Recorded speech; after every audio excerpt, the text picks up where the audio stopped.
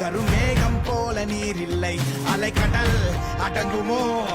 அதிகார குரலுக்கு எப்போதும் நீரின் வீழ்ச்சி நீதானே, உன்னை நீந்தி கடக்க முடியாதே ஒரு பனித்துளி, அது எரிமலை அணைத்திடுமா?